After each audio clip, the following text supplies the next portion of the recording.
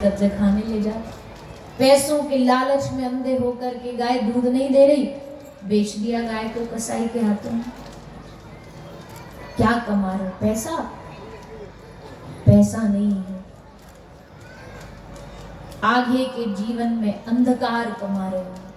ऐसे लोग के जीवन में कभी प्रकाश नहीं आएगा, अंधकार ही रहेगा। इसलिए निवेदन है आप सभी से कि भैया, एक तो पहली बात, अच्छा किस किस के घर में गाय है पहले ये बताओ। लो जी, कर लो बात। इतने भी मॉडर्न नहीं बन गए हैं हम, इतना भी नहीं बन जाना चाहिए कि भैया हम तो, आपको क्या पता, पानीपत में रहते हैं, यहाँ गाय रख सकते हैं, क्यों नहीं रख सकते भैया। हमारा एक जानकार है गोभक्त, यूएस में रहता, अमेरिका में एक मेम्फिस जगह, उसने वहां जाकर के भारत से 50-60 गीर गाय लेकर के गया और वहां जाकर के उसने भारतीय देसी गाय की गौशाला खोली है। बताओ, और तुम कहते हो पानीपत में गाय नहीं रख सकते। हरियाणा दूध दही का खाना, और ये मेरा, यहां गाय नहीं होगी तो कहाँ होगी। यहां घर में गाय नहीं रखेंगे तो कहां रखेंगे। सोसाइटी में जगह नहीं, सोसाइटी में गाड़ी खड़ी करने की तो बड़ी जगह हो जाती है।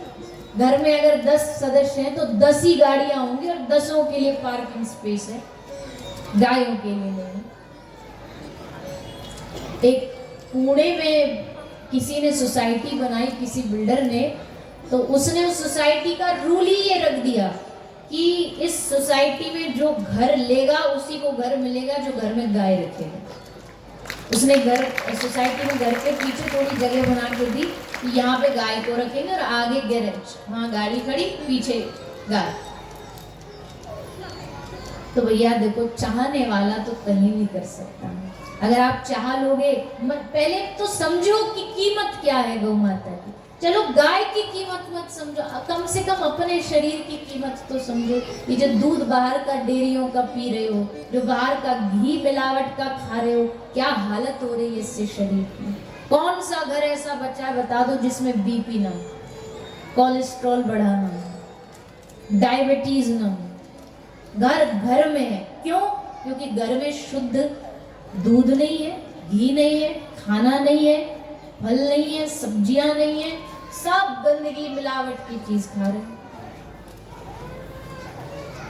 तो पहली बात, सामर्थ्य है घर में गाय रखो। और किसी कारण से कोई बहुत ही मजबूरी है, भाई हम तो 7 to 7 जॉब करने वाले हैं जी, हम तो कर ही नहीं सकते, तो भैया कम से कम इतना तो करो, कोई आसपास की गौशाला है, वहां समय निकाल के एक दिन जाओ, अपने हाथ से गाय की सेवा करके। जब जन्मदिन आया है, हजारों हजारों रुपया होटलों में जाकर के खाने में वेस्ट कर देते हैं लोग।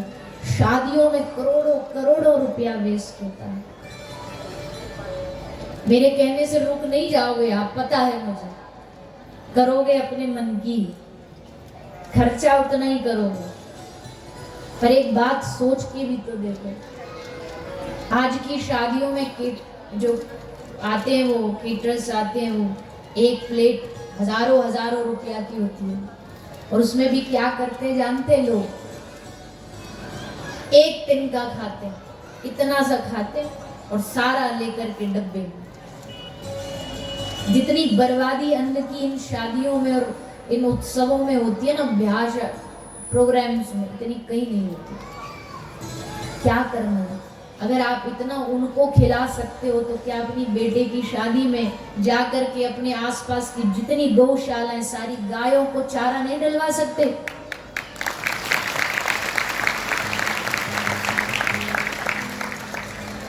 क्या जो सड़क पे कुत्ते भूखे प्यासे डोल रहे हैं, आप जाके एक एक रोटी नए विवाहित जोड़ों के हाथों से नहीं खिलवा सकते?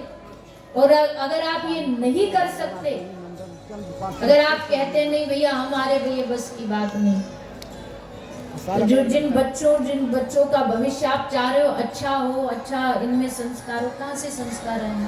पहले उनको बताइए ये होते हैं संस्कार। तो हम तो निवेदन ही कर सकते हैं, बाकी मानो न मानो खुशी आपकी। हम तो यात्री है, कल नहीं तो 2-3 दिन बाद फिर अपने घर जाएंगे। हमारा तो काम है कहना। जैसे भगवान श्री कृष्ण को पता था दुर्योधन मानेगा नहीं, पर कृष्ण ने कहा मैं अपना पुण्य कमाने से क्यों चूकूं। तो मानो न मानो ये तो आपकी मर्जी है, पर मुझे लगता है अगर इतने हजार लोग यहाँ बैठे हैं, अगर मेरी बात एक ने भी मान ली ना, तो मुझे लगता है मेरा कहना ही सफल हो जाएगा। एक भी बदल गया, एक ने भी ठान लिया कि नहीं हमें ये करना है। और गौ सेवा भी हम इसलिए बार बार कहते क्योंकि हमारे ठाकुर जी की प्रिय है, ये हमारी श्री जी की प्रिय है। भाग शास्त्रों में लिखा है कि एक बार ठाकुर जी ने दैत्य को मारा था, वो बछड़े का रूप बना के आया था, तो श्री राधा रानी और ब्रज के लोगों ने कृष्ण के खिलाफ मोर्चा खड़ा कर दिया। वो ब्रजवासी जो कृष्ण के खिलाफ एक शब्द न बोलते, पर जब उन्होंने देखा कि कृष्ण ने इस बछड़े को मारा, बोला तुमने पाप किया। कृष्ण करे वो दैत्य था, प्रलंबासुर था, उसको मारना पड़ता। वो कुछ भी हो, पहले पश्चाताप करो। तब ठाकुर जी ने सारे विश्व की जितनी पवित्र नदियां सबको गोवर्धन में मानसी गंगा के रूप में प्रकट किया, उसमें नहाए। तब ब्रजवासियों ने कन्हैया को क्षमा किया। इतना प्रेम है हमारे आराध्य को गौ माता से, तो फिर हम क्यों ना करें भाई। उनकी हम सेवा करेंगे तो हमारे ठाकुर जी प्रसन्न होंगे, इसलिए हम सेवा करते। तो ये सब निवेदन है कि थोड़ा थोड़ा सब करें। ये जो शहरों में जगह जगह प्लास्टिक की पन्नी फैली पड़ी, आपको पता है इससे कितनी गाय मरती है। हमारे अस्पताल में हर रोज कोई ना कोई गाय आती है जिसके पेट में प्लास्टिक भरी होती है, हर रोज आती है। कोई दिन ऐसा नहीं बीतता जिस दिन कोई ऐसी गाय ना आए जो इस प्लास्टिक वाली बीमारी से ना ग्रसित हो। तो ये फेंकने वाले कौन है? कसाई थोड़ी, हम ही हैं, हम ही फेंक रहे हैं, हम ही, हमारे कारण वो हत्या हो रही। तो इन चीज़ों का ध्यान रखिए और संकल्पित हुए सेवा के लिए। तो राजा नृग, राजा दिलीप, राजा रघु, राजा अम्बरीश, ये सब इस वंश में, और इसी वंश में महाराज दशरथ हुए। जिन महाराज दशरथ के घर प्रभु श्री रामचंद्र प्रकट हुए हैं, मर्यादा पुरुषोत्तम भगवान श्री राम पधारे हैं, उनकी अद्भुत लीला, अद्भुत गाथा, उस श्री राम भगवान के उस चरित्र को, उस कथा को हम सब प्रणाम करते हुए आगे बढ़ेंगे भगवान श्री कृष्ण की लीला की ओर, भगवान श्री कृष्ण की कथा की ओर। ये भगवान कृष्ण और राम, ये दोनों की लीला में बड़ा भेद है। वैसे तो बाहर से देखा जाए तो बड़ा भेद है, लेकिन राम कृष्ण दो एक है, अंतर नहीं निमेश, कोई अंतर नहीं। एक ने मर्यादा सिखाई, एक ने लीला सिखाई। पर होता है कभी कभी राम जी वाले, कन्हैया जी वाले आपस में थोड़ा थोड़ा मीठा मीठा झगड़ा करते रहते हैं। ये तो ब्रज में भी होता है, कृष्ण जी वाले और राधा रानी वालों में हमेशा चलता है। कन्हैया जी वाले कहते हैं हमारे कन्हैया, लाडली जी वाले कहते हैं हमारी श्री जी बड़ी। तो ये तो प्यार का विनोद होता है, ये तो सदा से चलता आया है।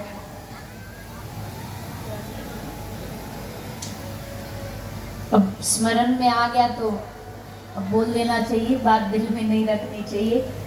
एक कथा आती है कि तुलसीदास जी और सूरदास जी ये समकालीन संत थे। तो संतों की अपनी मौज रहती है, संत अपनी मस्ती में रहते। तो तुलसीदास जी तो पक्के राम जी के भगत और सूरदास जी अपने पक्के लाल जी के भगत। दोनों में कंपटीशन चलता था, प्यार वाला। सूरदास जी कहते थे हमारो लाला बड़ो है, तो तुलसी बाबा कहते अरे छोड़ो छोड़ो तुम्हारो लाला, लाला का चोर है ये, या को संग करोगे तो तुम्हारी संगत और बिगड़ जाएगी।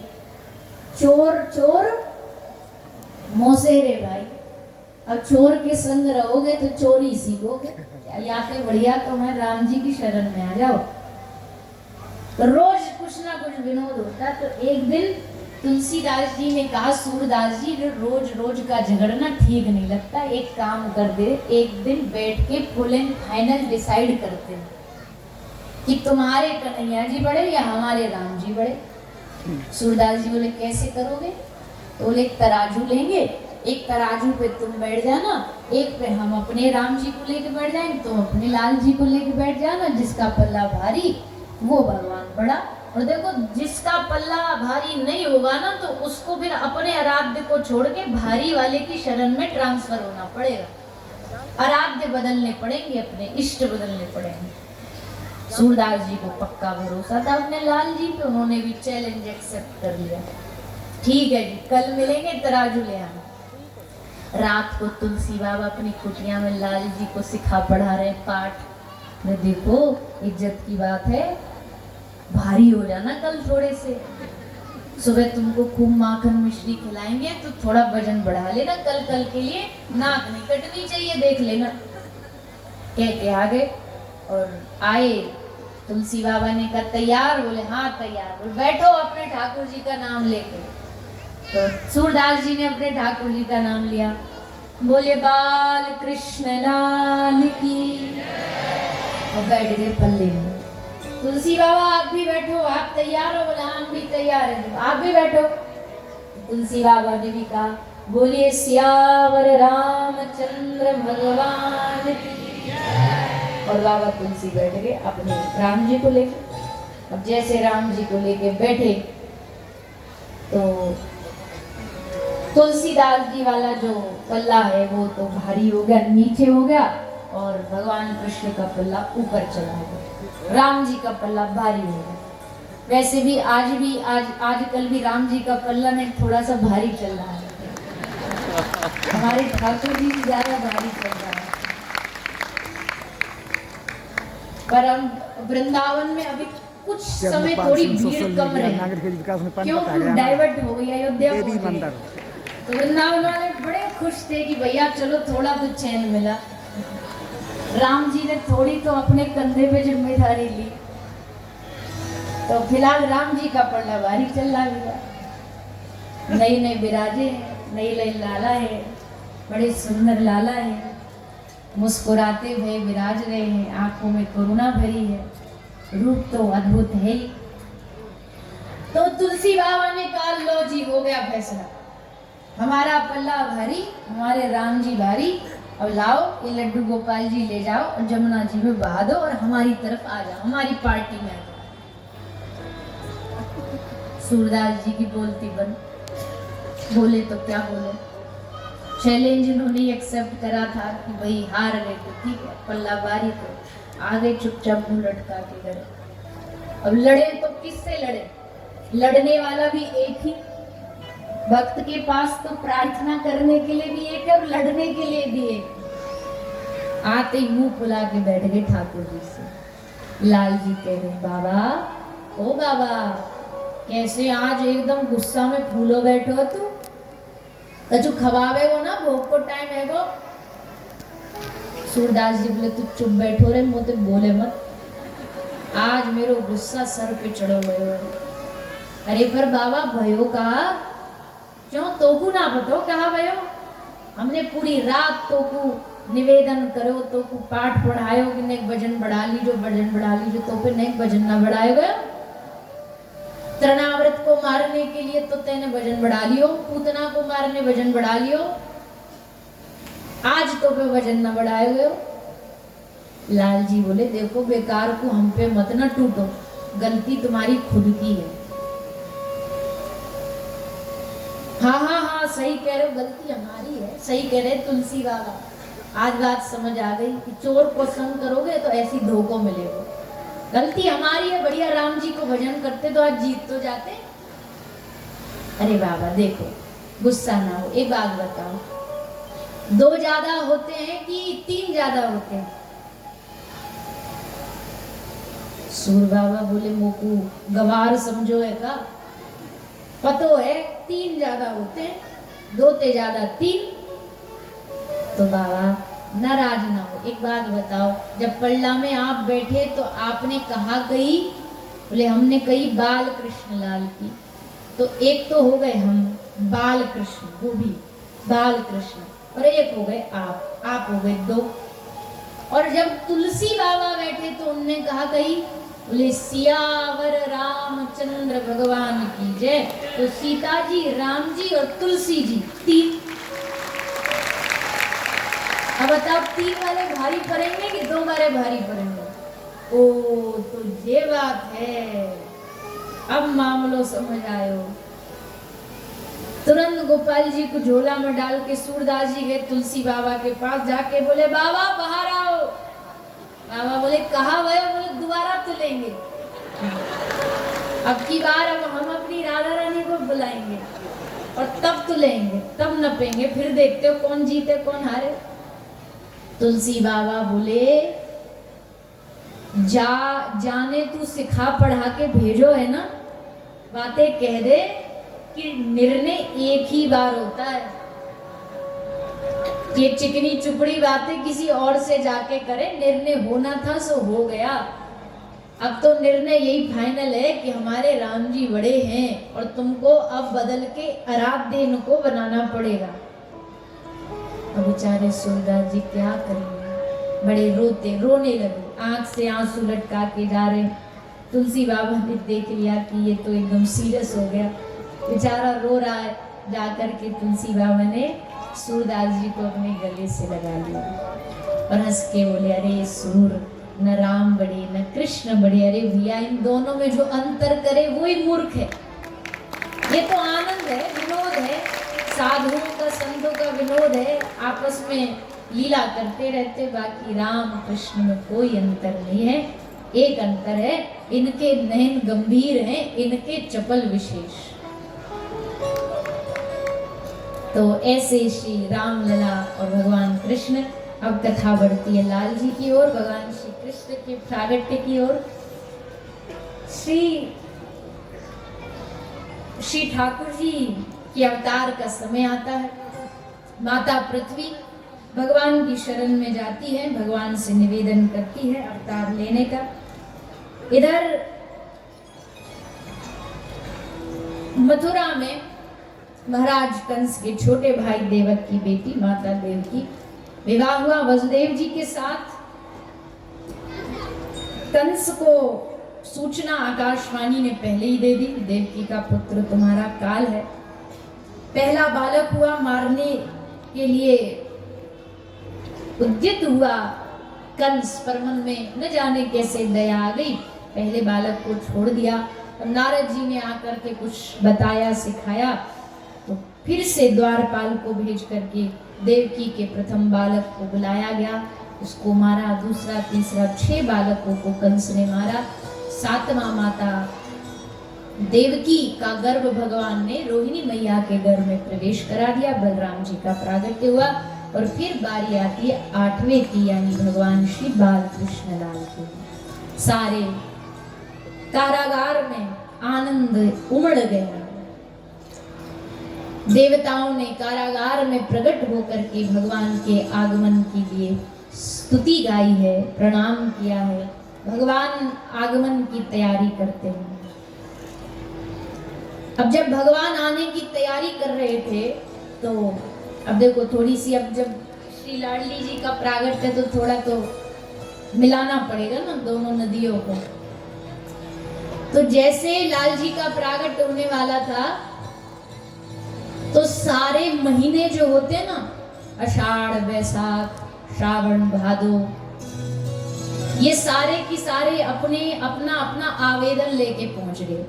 आवेदन क्या था? लंबी लाइन लगी थी सबकी, और सब आवाहन लेके, हे प्रभु श्रावण कह रहा है आप हम में आना, मतलब श्रावण में आना। वैशाख कह रहा नाना प्रभु आप तो हम में आओगे। सब अपना अपना आवेदन लेके लाइन में लगे खड़े। बस 1 महीना ऐसा था जो आउट ऑफ लाइन खड़ा था और बड़े कॉन्फिडेंस से खड़ा था कि हमको लाइन में लगने की जरूरत नहीं है। और वो महीना था भादो। भादो एकदम लाइन से अलग खड़ा है। सबने कहा तुझे नहीं करना, तुझे नहीं निवेदन करना कि भादो में आ जाना। भादो बोला तुम सारे कितनी भी लाइन लगा लो, हमको पक्का पता है ये हम में ही आएंगे, ये भादो में ही आएंगे। ये इतना तुझे कैसे कॉन्फिडेंस है कि भादों में ही आएंगे? तो भादों ने कहा ये इसलिए हम में आएंगे क्योंकि इनकी सरकार श्री स्वामिनी राधा रानी भादों में आई थी ना, इसलिए ये भी भादों में आएंगे। ये शक्ति है हमारे श्री जी के, जहां जहां वो जाएंगे ये पीछे पीछे कॉपी करते जाएंगे, इसलिए हमको पक्का कॉन्फिडेंस है भादों में आएंगे। अच्छा, अब तिथियों की बारी आई लाइन लगाने की, तो तिथियां बोली भैया फिर तो हमको लाइन लगाने की जरूरत ही नहीं, अब तो फिर ये भी कंफर्म है कि अष्टमी को ही आएंगे। जब अष्टमी को भादों ने कंफर्म कर दिया तो फिर अष्टमी को ही आएंगे, और वही हुआ भादों का महीना, अष्टमी तिथि, रात्रि का समय, भगवान के आगमन की तैयारी हुई चारों ओर चहुं ओर, और ऐसा वर्णन आता है। देखो ये तो हो गए भागवत जी की कथा। माता पृथ्वी गई, भगवान से निवेदन किया, भगवान ने अवतार लिया। पर एक कथा और भी है, वो कथा आज नहीं सुनाएंगे, वो कल सुनाएंगे। कैसे प्रार्थना की श्री राधा रानी के चरणों में। हमने पिछले, वो हमने बोलना फिर थोड़ा सा ऐसा लग जाता है कि भाई अपना बल, पर पिछले 2-3 वर्ष एक कथा ऐसी गाई गई जिसमें 7 दिन केवल श्री राधा रानी की चर्चा होती है। राधा रानी का प्रागट्य, उनकी बाल लीला, उनका विवाह, ये सब कथा सब लीला उसमें सुनाई जाती है। तो कल अगर अवसर रहा और श्री जी की कृपा रही तो उन कथाओं का थोड़ा थोड़ा हम प्रसंग श्रवण करें। तो भादों की अष्टमी रात्रि का समय, सब लोग अपने अपने घरों में सोए हुए हैं, और उस समय श्री ठाकुर जी आने का मन बनाते हैं। चारों ओर भगवान के आगमन के लिए पूरे आकाश में मेघ उमड़ने लगे, वर्षा होने लगी, धीमी धीमी वायु चलने लगी, मेघ गर्जना करने लगे, मानो प्रभु के आगमन में नगाड़े बजा रहे हैं। यमुना जी में लहरें तरंगे लेने लगी। आज कालिंदी के पुलिन पर श्री नंदलाल प्रकट होने वाले हैं। गाय रंभाने लगी, गोपाल आ रहे हैं। सारे ब्रज के पशु पक्षी आनंदित होके दौड़ रहे हैं, नाच रहे। और भादों की अष्टमी को, रात्रि को श्री बाल कृष्ण लाल का प्रागट्य होता है। बोलिए बाल कृष्ण लाल की। सभी बैठे रहें, बैठे बैठे ठाकुर जी का स्वागत सत्कार करेंगे। ठाकुर जी बड़ा सुंदर रूप धारण करके पधारे हैं। श्री वसुदेव जी उनको पलना में विराजमान करते हैं, और पलना में विराजमान करके उनको गोकुल की ओर लेकर के जाते हैं। यमुना महारानी लाल जी के चरणों का स्पर्श करती है, प्रणाम करती है। और फिर महाराज भगवान जब गोकुल पहुंचे तो गोकुल में भगवान के आगमन का बड़ा भारी उत्सव मनाया गया। उस उत्सव में हम सब भी शामिल होंगे, खूब गाएंगे, नाचेंगे, फिर लाली का भी प्रागट्य उत्सव मनाएंगे, श्री राधा रानी के प्रागट्य की भी बधाइयाँ गाएंगे। उससे पूर्व आइए 2 मिनट कुछ स्वागत सत्कार की बेला संक्षेप में श्रवण करेंगे, और फिर सभी हम लाल जी के उत्सव में प्रवेश करेंगे।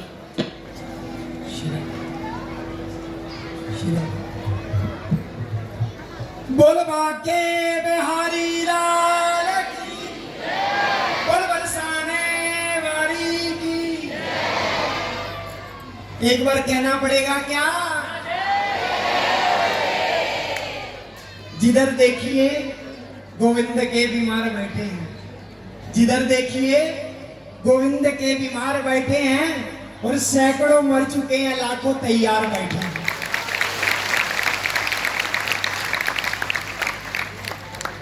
आइए मैं प्रार्थना करूंगा। सबसे पहले परम पूज्य प्रातः स्मरणीय 1008 श्री कांता देवी जी महाराज प्रेम मंदिर से हमारे बीच में गुरु मां पधारे। एक बार जोरदार तालियों से स्वागत करते हैं। गुरुदेव से प्रार्थना, एक बार मंच पर आकर के हमारे कथा व्यास देवी चित्रलेखा जी को अपना आशीर्वाद प्रदान करें। और इसके बाद मैं प्रार्थना करूंगा हमारे पानीपत के, वैसे तो किसी परिचय के मोहताज नहीं है वो, फिर भी